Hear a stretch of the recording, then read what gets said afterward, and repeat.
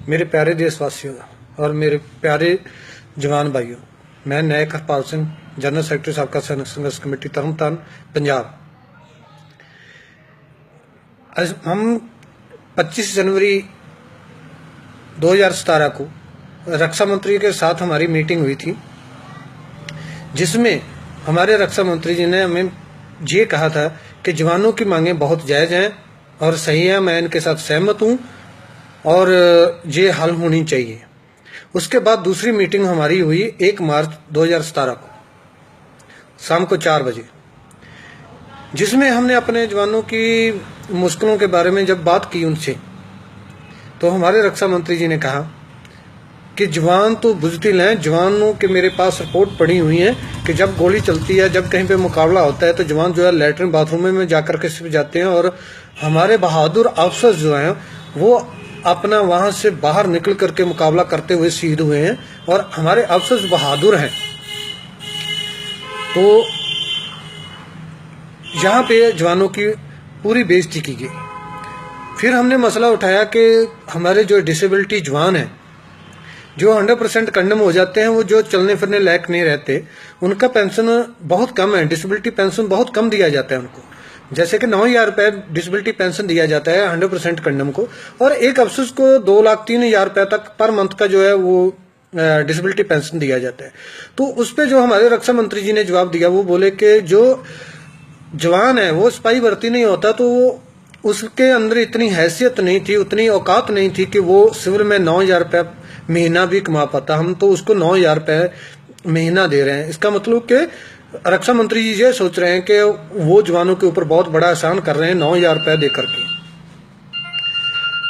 लेकिन मैं जहाँ पे ये बात जो है रक्षा मंत्री जी को और अपने पूरे देश के सामने ये बात करना चाहता हूँ, पूरे नेताओं के, कि हमारी साबका सैनिक संघर्ष कमेटी की तरफ से यह ऐलान है कि अगर किसी नेता का बेटा जो है वो सेना में भर्ती होता है और वो जितनी गोली दुश्मनों के साथ लड़ते हुए खाएगा, हम उतना करोड़ रुपया उसको देंगे, उतने करोड़ रुपया उसको हम गोलियां खाने का देंगे जो उसने मुकाबले में लड़ते हुए खाई हैं।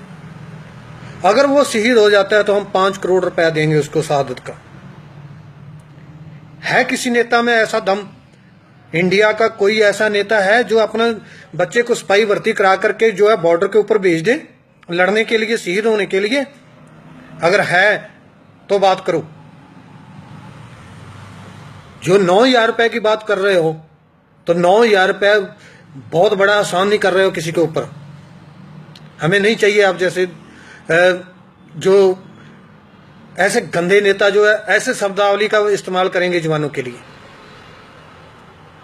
अफसर की औकात क्या है? अफसर को आप बोल रहे हो कि उनकी औकात है कि वो ज्यादा पैसा कमा सकते थे सिविल में। क्या औकात है उनकी? एनडीए में जितने अफसर जाते हैं +2 भर्ती होकर के जाते हैं और जवान भी +2 भर्ती होकर के जाते हैं, तो क्या औकात है? क्या उन्होंने कोई IAS IPS कर लिया था जो वो ज्यादा पैसा कमा सकते थे?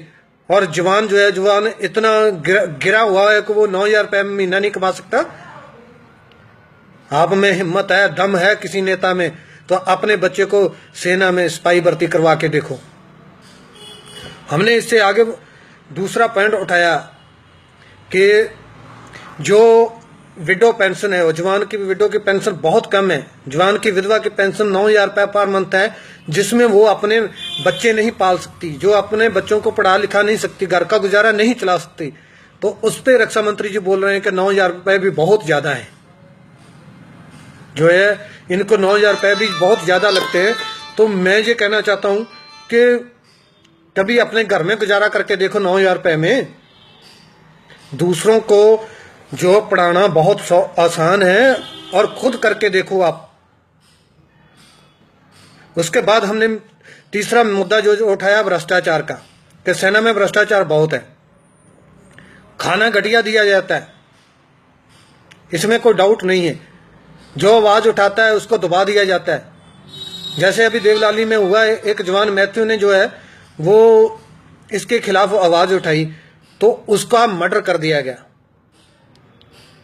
अभी उसको जो है सेना ने जो है वहां से आत्महत्या शो कर रहे हैं, लेकिन आप ये बताइए कि जो आदमी जो है सुसाइड कर रहा है और फांसी लेकर के सुसाइड कर रहा है, क्या उसके पाँव के नीचे तलियों के ऊपर वो किसने पिटाई किया होगा जो उसके पाँव नीले पड़े हुए हैं?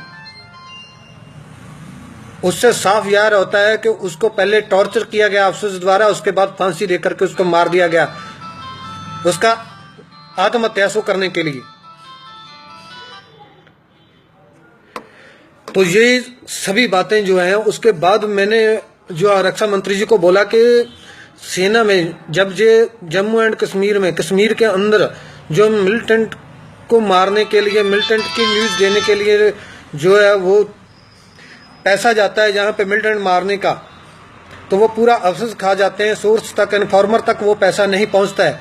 तो कोई इन्फॉर्मर कैसे जो है वो अपने परिवार का, खुद का जान जो है खतरे में डालेगा कि वो आपको इंफॉर्मेशन दे, और पैसा उसको आप नहीं दो, उसको दे दो।